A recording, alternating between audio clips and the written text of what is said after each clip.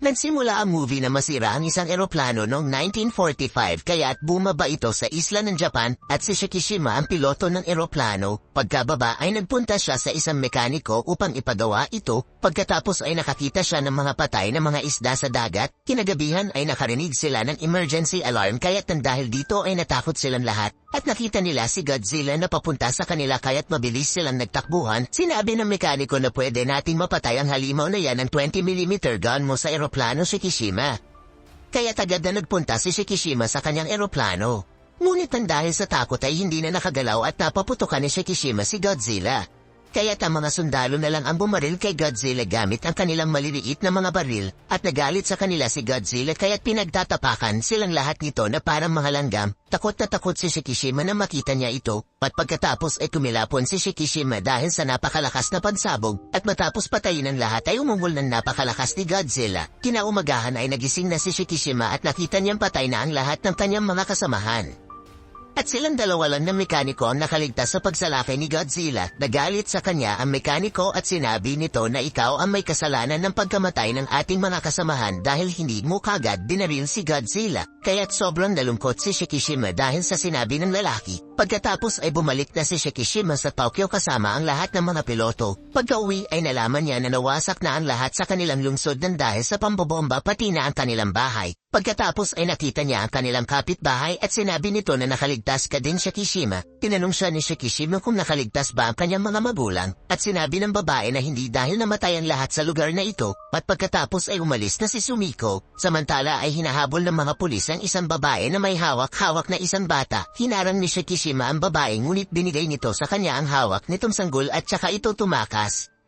At ilang sandali ay bumalik din ang babae at tinanong siya ni Shikishima kung sino siya. Ako na pala si Noriko at nakita ko lang ang batang iyan sa isang lugar, kaya't kinuha ko siya dahil namatay ang kanyang mga magulang sa pagsabog. Pagkatapos ay ibinalik na ni Shikishima ang bata sa kanya ngunit sinundan siya ni Noriko at sinabing hindi mo kami pwedeng iwan ng ganito. Kinagabihan ay sumama na sila sa bahay nila Shikishima. Sinabi ni Noriko na nag-iisa na lang ako sa buhay. At sinabi ng ina ng batang ito na ako na ang bahalang mag-alaga sa anak niya. Isang araw ay sinabi ni Shikishima kay Noriko na nakatanggap ako ng sulat para sa isang trabaho sa gobyerno kung saan ay maghahanap kami ng mga bomba sa karagatan dahil naglagay ng mga bomba ang Japan at Amerika sa karagatan noong World War II. Sinabi ni Noriko na napakadelikado ng trabahong iyan. Oo, napakadelikado nito pero makakakuha tayo ng maraming pera para mabuhay tayo at may maipakain sa bata. Pero ayokong mamatay ka. Wala namang mangyayari sa akin dahil bibigyan tayo ng gobyerno ng magagandang mga sandata at mga bangka.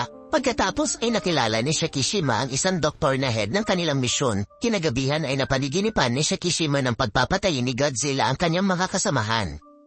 Kaya't bigla siyang nagising ng dahil sa takot at lungkot sa pagkamatay ng mga ito. Sinabi niya kay Noriko na palagi akong nananaginip na masama at sana ay makalimutan ko na ang lahat ng mga ito. At pagkatapos ay nagpasabog ng nuclear bomb sa isang isla ang Amerika. Isang araw ay sinabi ni Noriko kay Shikishima na nakakuha na ako ng trabaho at makakaya ko na mabuhay ng mag-isa. At ang kapitbahay na natin ang mag-aalaga sa bata at kinausap ko na sila at sumang-ayon naman si Shikishima sa kanya.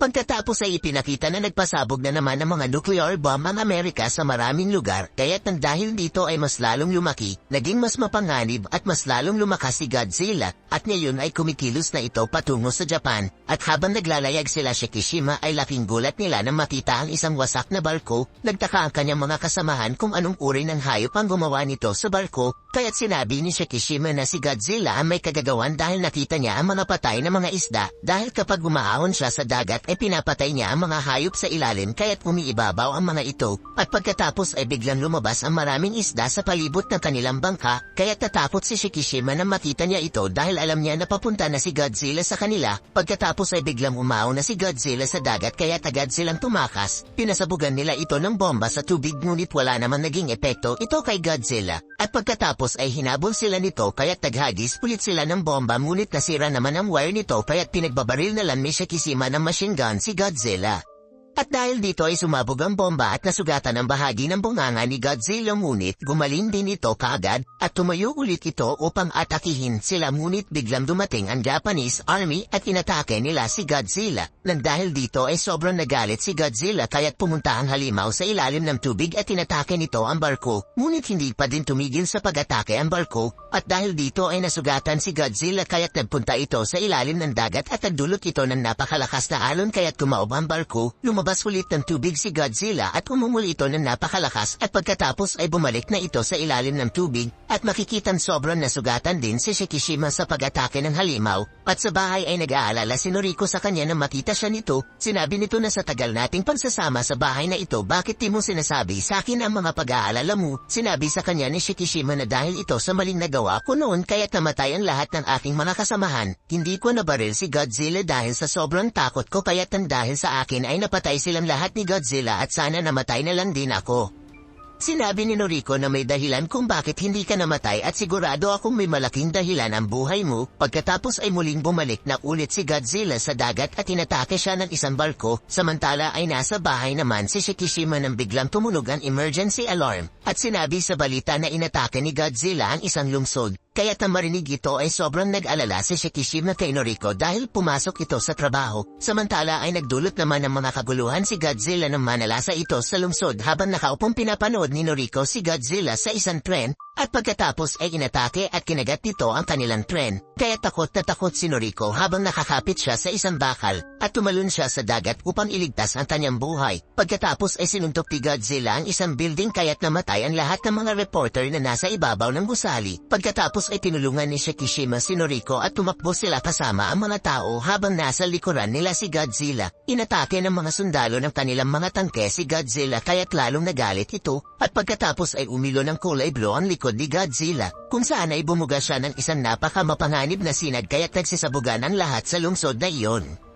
Itinulak siya ni Noriko upang mailigtas siya mula sa isang malakas na pagsabog kaya't nawala si Noriko dahil ito ang tinamaan. Ilang sandali ay lumabas na si Shikishima at wala na siya nakitang mga tao doon at wala na din si Noriko kaya't nalungkot siya at nag-iiyak ng dahil sa pagkawala ni Noriko. At pagkatapos ay nagalit siya at gusto niyang gumanti kay Godzilla. Samantala ay nagsimula na mag-research ang lahat tungkol sa halimaw.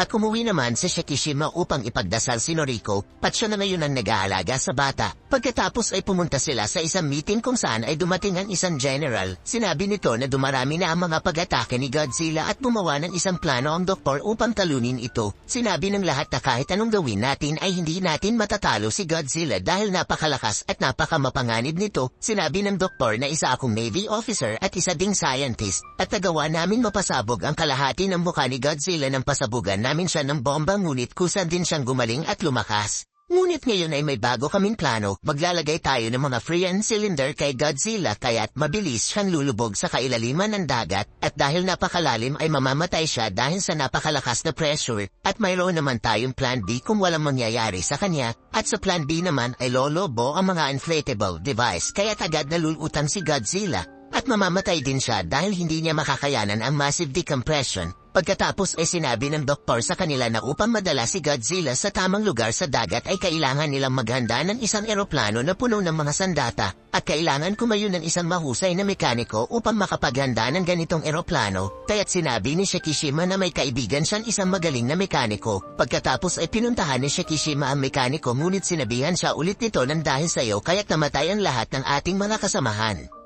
Sinabi ni Shikishima na oo, alam ko ngunit may pagkakataon na ako ngayon para maitama ko ang pagkakamali ko noon at kailangan ko ang tulong mo dahil kakailanganin natin ng isang eroplano na ihahanda mo upang mapatay natin si Godzilla. At dahil dito ay matutulungan natin ang ating gobyerno at mga sundalo at maililigtas din natin ang buhay ng milyong mga tao. Kaya't sa wakas ay napapayag na din niya si Tachibana at sumama na siya kay Shikishima upang ihanda ang eroplano. Pataganda na din ang doktor ng maraming sandata at mga freon cylinder. Pagkatapos ay sumakay na sa isang eroplano si Shikishima kung saan ay sinabi sa kanya ng mekaniko na naglagay ako ng maraming bomba, mga sandata at mga cylinder dyan. Pinatay ni Godzilla ang lahat ng mga kasamahan natin noon kaya't ngayon ay gantihan mo siya. Samantala habang papunta ang barko sa dagat ay gumawa sila ng isang ingay sa tulong ng isang device na nasa tubig upang galitin si Godzilla.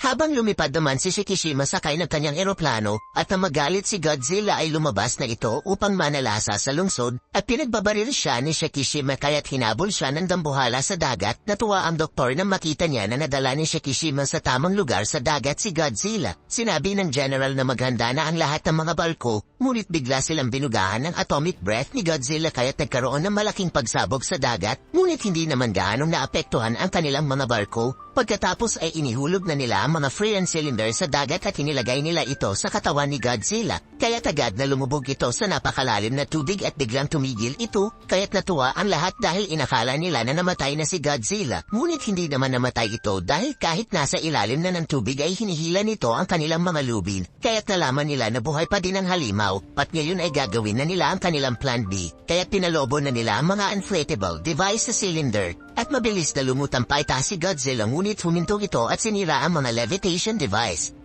Pagkaahon ni Godzilla ay tila wala naman nangyari dito pagkatapos ay naghanda na ito upang makapagbuga ng kanyang atomic breath kaya't natakot ang lahat at naghintay na lang sila ng kanilang kamatayan at ngayon ay nawalan na din sila ng pag-asa ngunit nang dahil sa mga namatay na kasamahan at pagkamatay ng namimiss na niyang si Noriko ay biglang ibinangga ni Shikishima ang kanyang eroplano sa bunganga ni Godzilla. At sa pagsabog ng eroplano ay sumabog din ang mukha nito, kaya't nalungkot ang lahat na makita nila ang pagsasakripisyo ng sariling buhay ni Shikishima. Ngunit laking tuwa nilang lahat dahil nakita nilang nakaparachute pala si Shikishima. At nagpasalamat din sila sa Diyos dahil ligtas ito. Natuwa din si Tachibana dahil sinabi pala niya kay Shikishima na mayroong parachute sa eroplanong iyon at naging proud siya dahil matagumpay niyang nakumpleto ang kanilang misyon ng dahil sa kanyang talino. At pagkatapos ay ipinakita ang katawan ni Godzilla na walang ulo at nagkapira-piraso ang katawan nito at nahulog sa dagat. Naging masaya ang lahat dahil sa katapangan ni Shikishima. Kaya't bilang respeto ay sinaluduhan nilang lahat ito. At dahil tapos na ang kanilang misyon ay bumalik na ulit sila sa base at masaya silang sinalubong ng lahat at nang magkita sila ni Tachibana ay niyakap siya nito. Sinabi nito na salamat sa Diyos dahil ginawa mo ito ng buo mong katapangan. Sinalubong din siya nila Sumiko. At pagkatapos ay binigyan siya nito ng isang sulat at laking bulat at tuwa niya na mabasa niya ito dahil galing pala ito kay Noriko at buhay pa pala ito kaya agad silang umuwi upang makita niya si Noriko at nakaligtas pala ito sa pag-atake ni Godzilla ngunit lubhang nasugatan ito at naging napakasaya nila nang magkita silang tatlo. Tinanong siya ni Noriko at sinabing tapos na ba ang pakikipaglaban mo at masaya niyang sinabi na oo at nagtagumpay ako at ngayon ay nagpasya na sila na mamuhay bilang isang pamilya ngunit may masamang balitan dahil ipinakitang nabubuo at gumagaling na naman ang nagkapira-pirasong katawan ng dambuhalang halimaw. Like the video and subscribe. Hope you had a nice time.